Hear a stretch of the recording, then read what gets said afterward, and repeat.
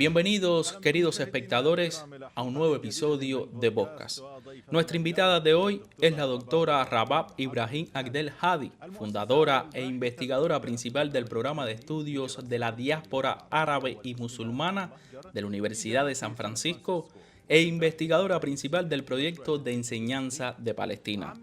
Ha trabajado en 8 instituciones de educación superior, además de la Universidad de Yale, y ha impartido conferencias en el Hunter College, la Universidad Americana del Cairo, y muchas otras prestigiosas instituciones educativas alrededor del mundo. Es autora de más de 80 artículos, trabajos de investigación y capítulos de libros, y su trabajo se ha publicado académicamente en árabe, persa e inglés, así como en francés, español, italiano y alemán.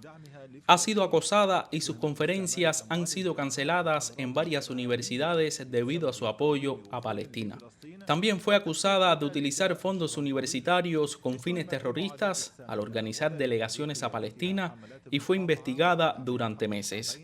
Fue acusada de antisemitismo por liderar campañas de boicot y apoyar el derecho de los pueblos palestino y libanés y de todos los pueblos a la libertad. Le damos nuevamente la bienvenida, doctora Rabab, a este episodio. Antes de comenzar la discusión y el diálogo, notamos que usted está sentada ahora vistiendo el traje palestino y la kufilla a su derecha e izquierda. Esto plantea una pregunta muy grande e importante. Doctora Rabab, ¿qué significa Palestina para usted en primer lugar? ¿Por qué estuvo dispuesta a soportar costos tan grandes por esta gran causa? En primer lugar, soy palestina. Nací y crecí en Nablus, que es mi tierra natal y mi país. Soy parte integral del pueblo palestino, del pueblo árabe, de la nación islámica y de los pueblos oprimidos, perseguidos y colonizados del tercer mundo, que exigen su libertad y que nunca han dejado de exigir libertad y defender sus derechos. La segunda cuestión es que Palestina, a lo largo de su historia y ahora más que nunca, se ha convertido en la brújula de la justicia para todas las partes del mundo, no solo para el pueblo palestino, el pueblo libanés, los pueblos árabes y los pueblos de la región, sino para el mundo entero. Palestina es la brújula de la justicia. Quien no defiende a Palestina y no cree en Palestina no cree en la justicia en el mundo entero. Decimos, la justicia y su amplitud y su esencia son indivisibles. De hecho, la justicia es indivisible. La tercera cuestión es que soy una académica, educadora y enseño. Elegí esta profesión para poder aprender más y enseñar más y aprender con la gente. Así que esta es mi profesión. He aprendido que estos hechos existen. Entonces, ¿cómo puedo aprenderlos y no enseñárselos a otros?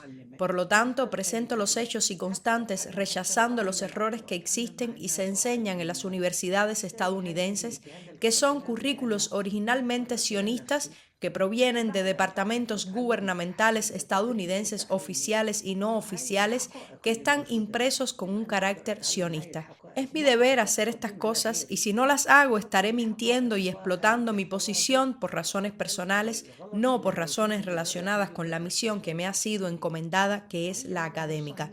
Por lo tanto, es necesario que no me describa solo como palestina, sino más bien como una profesora e investigadora, porque Palestina significa lucha y causa de liberación.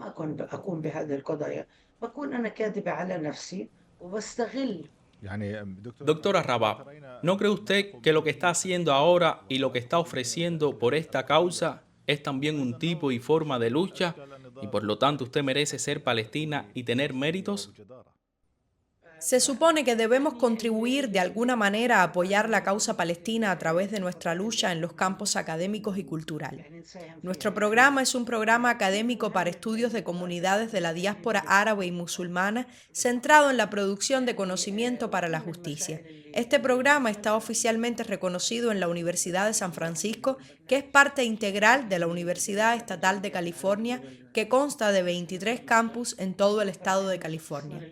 Es una universidad pública y el centro educativo más grande de todos los Estados Unidos de América, con 400.000 estudiantes. Así pues, este programa académico queda establecido, aprobado, legitimado y disponible para todos los estudiantes. Se trata de una cuestión importante que, según afirman, causa un problema muy grave a los sionistas. Cuando era directora de estudios árabes de la Universidad de Michigan, en Dearborn, un importante centro para árabes estadounidenses, me pidieron que creara este programa. Pero los sionistas se esforzaron mucho para evitar que los programas se convirtieran en programas académicos formales y permanentes, y efectivamente empezaron a castigarnos. Por ejemplo, durante la guerra de Gaza de 2008 y 2009, los estudiantes quisieron manifestarse en apoyo a Gaza, pero los sionistas, en cooperación con los estudiantes racistas de derecha, realizaron contramanifestaciones en la universidad. El primer cartel que levantaron decía: «Apoyemos al pueblo palestino atacando a Hamás».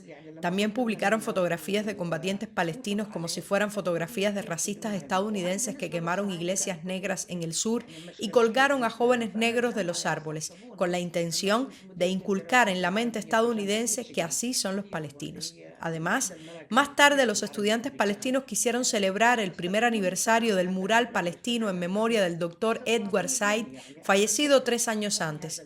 Invitaron a Omar Barghouti, uno de los fundadores del movimiento Boicot, Desinversión y Sanciones BDS, para hablar sobre el movimiento y la cuestión de los derechos humanos después de lo sucedido en Gaza. Sin embargo, la comunidad sionista, en nombre del judaísmo, protestó ante el rector de la universidad y exigió que se cancelara el evento.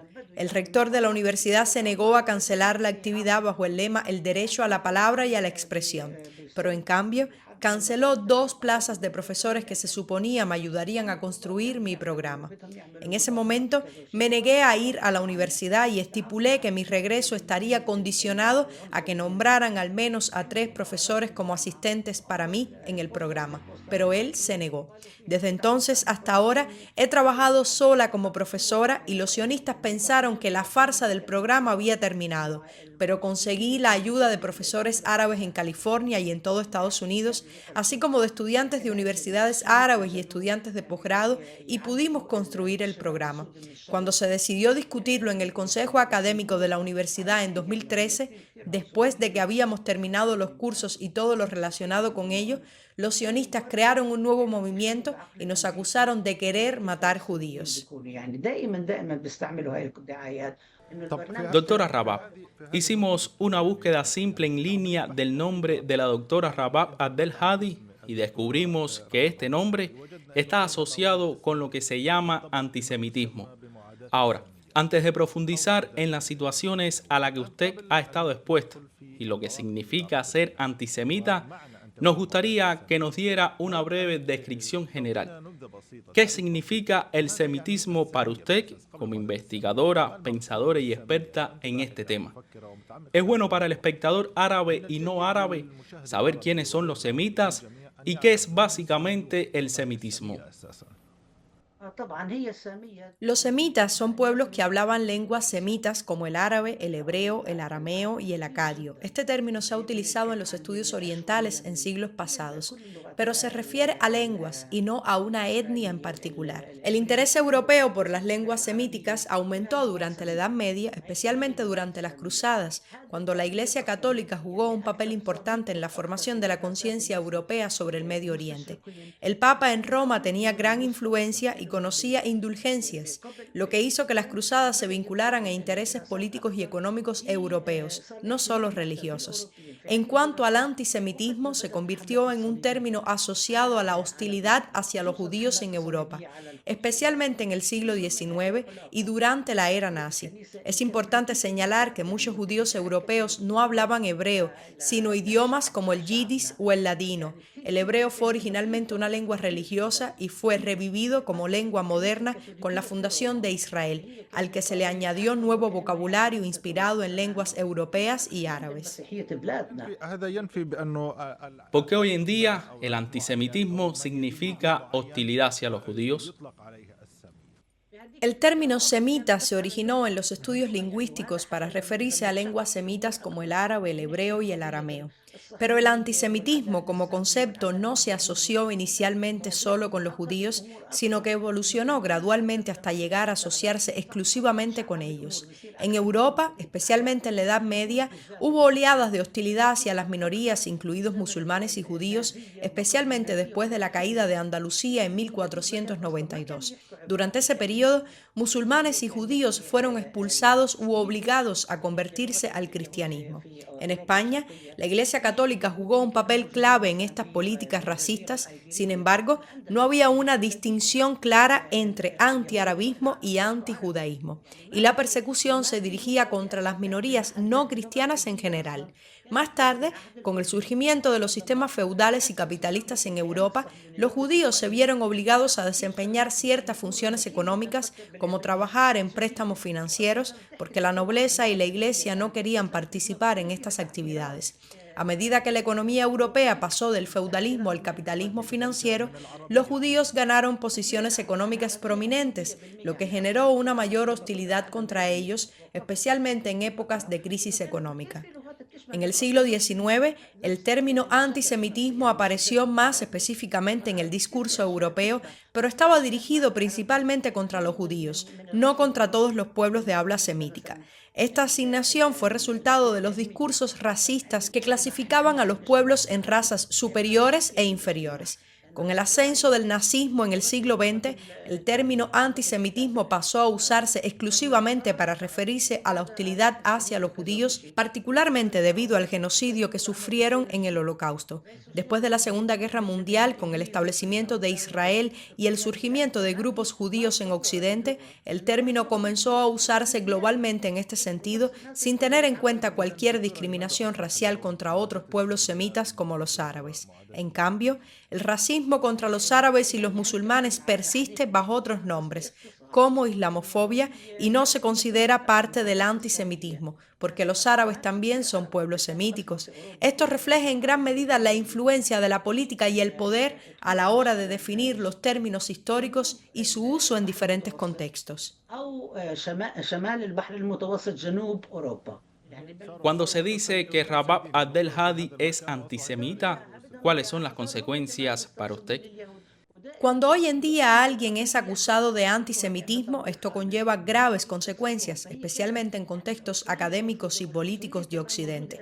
Después del Holocausto, el antisemitismo pasó a entenderse como hostilidad y discriminación contra los judíos en particular, más que contra todos los pueblos semitas. Esta comprensión fue reforzada por el movimiento sionista, que utiliza la acusación de antisemitismo como arma política contra cualquier crítica al proyecto de asentamiento sionista en Palestina. En mi caso, esta acusación se utiliza para silenciar cualquier crítica a las políticas racistas y coloniales del Estado de Israel. No soy solo yo quien está experimentando esto, sino muchos pensadores judíos y no judíos, incluidos filósofos y líderes políticos judíos que históricamente han estado a la vanguardia de la lucha contra el racismo y la discriminación, como Karl Marx y los movimientos antisionistas de izquierda y judíos. La diferencia entre nosotros y el movimiento sionista no está en condenar el Holocausto. El Holocausto es una gran tragedia humana que no debe repetirse, pero afirmamos que el genocidio es inaceptable para cualquier pueblo, no solo los judíos. El sufrimiento de un pueblo no puede ser justificación para oprimir a otro.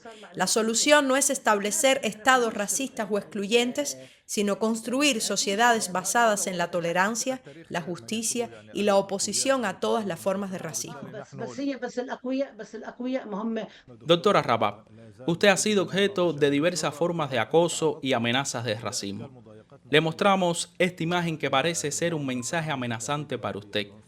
¿Cuál es la historia de este mensaje? ¿Cómo lo recibió? Esta carta estaba en nuestro buzón en la universidad y estaba dirigida a mí. La abrí y era un mensaje largo que incluía todo tipo de insultos hacia mí, hacia los árabes y hacia los musulmanes, junto a palabras obscenas que despreciaban nuestro valor. El autor de esta carta se presentó diciendo: «Soy un inspector retirado del Departamento de Policía de Nueva York. No soy defensor de la violencia, pero tenga cuidado. Quizás al cruzar la calle se encuentre discutiendo con alguien y no sé qué pasará». ¿Presentó usted alguna denuncia, doctora? Cuando terminé de leer la carta, llamé al abogado y hablé con despachos de abogados. 2 semanas antes, un mensaje similar había sido enviado a Ilhan Omar, miembro del Congreso de Estados Unidos, y por supuesto enviaron ese mensaje a la investigación. En cuanto a la carta que me enviaron, la metimos en un sobre de plástico para conservar las huellas dactilares y hablamos con una de las principales autoridades, que es el Servicio Postal Federal, que tiene poderes como el FBI. No hablo con el FBI. ¿Por qué no habla con el FBI? El FBI tiene una larga historia de arrestos arbitrarios, espionaje a minorías, fabricación de expedientes falsos contra activistas y asesinatos, particularmente contra pueblos negros, latinos e indígenas. Esto hace que sea difícil confiar en ellos y tratar con ellos. Para nosotros son como agencias represivas como el Shin Bet o el Mossad en Palestina. Creemos que la justicia es indivisible y por eso no podemos cooperar con una institución con este historial. Pero hemos tratado con otras instituciones civiles que están más comprometidas con los derechos civiles. Por ejemplo, recurrimos a la autoridad postal, que tiene poderes de investigación similares, pero no practica este tipo de abusos. De hecho, ya hemos presentado varias quejas documentadas, incluso 11 casos que fueron completamente ignorados. Incluso en el caso de un estudiante nazi de mi clase que publicó 250 mensajes incendiarios en Facebook. La universidad no tomó ninguna medida a pesar de mis quejas y las de los estudiantes. También recibí numerosos mensajes de acoso, algunos a través del correo electrónico oficial de la universidad, y a pesar de la clara evidencia, no se llevaron a cabo investigaciones serias. Incluso cuando recibí una clara amenaza en forma de fatwa, no hubo ninguna acción real por parte de la universidad. Escenas, doctora. Parecen ser carteles colocados en varios lugares con imágenes de la doctora Rabab, algunos de los cuales son fotos de la doctora y otros son carteles y folletos provocativos, aparentemente en varios lugares de la universidad. Doctora, cuando usted vio esos carteles y que la atacaban directamente, ¿sintió miedo y dudas? Por supuesto que tenía miedo. Al principio mi reacción fue de shock y asombro. ¿Por qué se cuelgan estos carteles? Fue descubierto por primera vez por un estudiante que no era palestino, sino de una de las islas del Pacífico, y era partidario de la causa palestina. Cuando lo vio, empezó a romperlo, pero mis estudiantes lo detuvieron y le pidieron que primero lo documentara con fotos, lo cual hicimos. Más tarde descubrimos que esta campaña no se limitó solo a nuestra universidad, sino que se llevó a cabo también en otras 10 universidades contra mis colegas. La campaña fue apoyada por David Horowitz, un conocido activista antiislámico, según varias investigaciones realizadas por diversas organizaciones de la sociedad civil. La respuesta de la universidad fue inicialmente débil y vacilante, pero mis estudiantes actuaron rápidamente, especialmente después de descubrir que los carteles incluían sus nombres, lo que los ponía en peligro.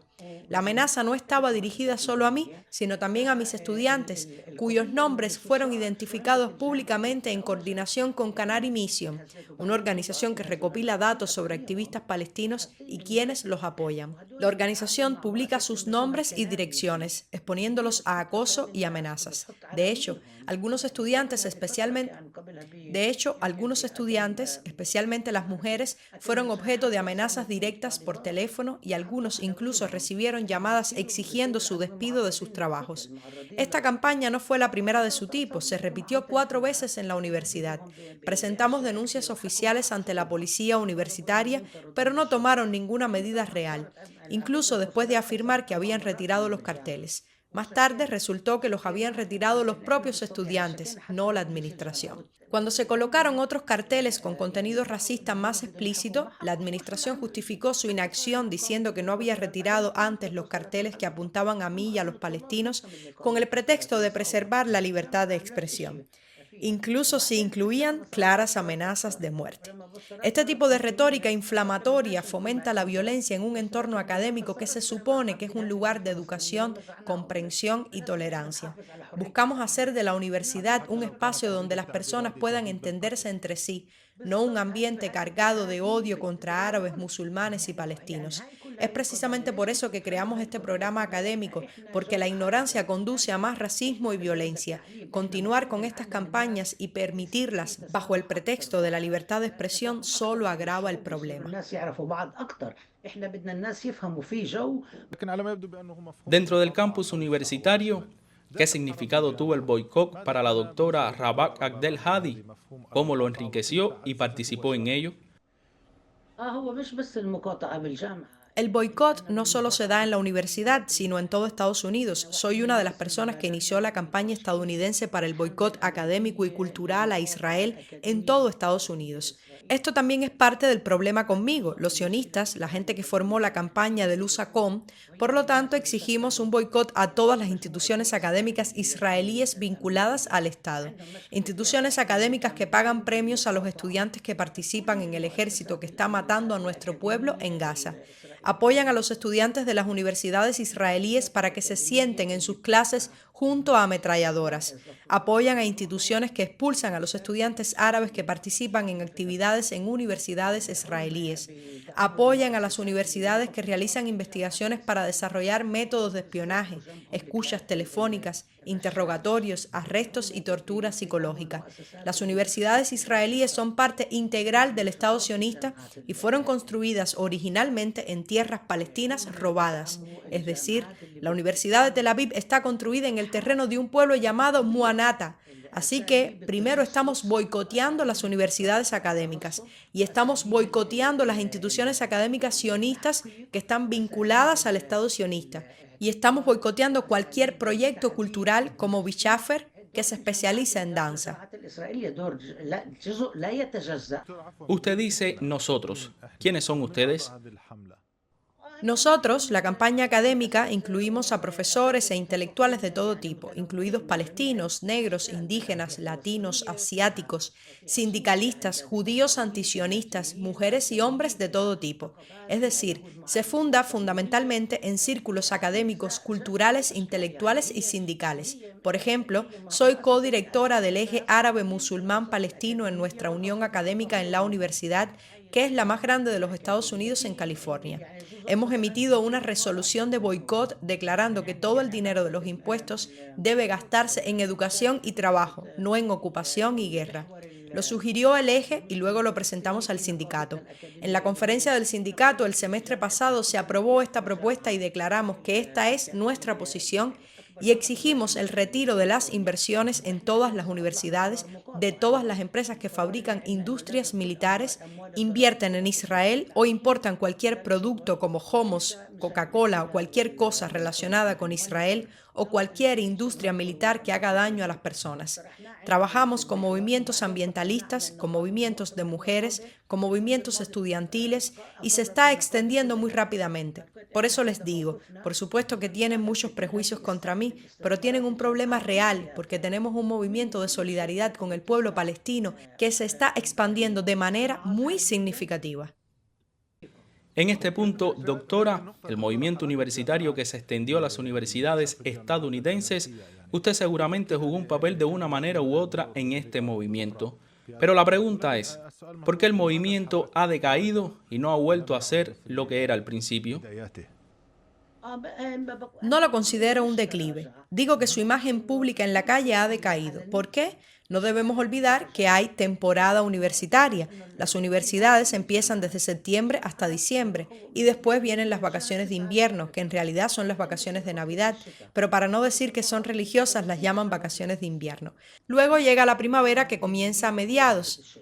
Y en el último mes llegan las vacaciones de primavera, llamadas Pascua. No hay festividades como Ramadán o Iftar. Si un estudiante quiere ausentarse, deberá solicitar permiso por 2 o 3 días.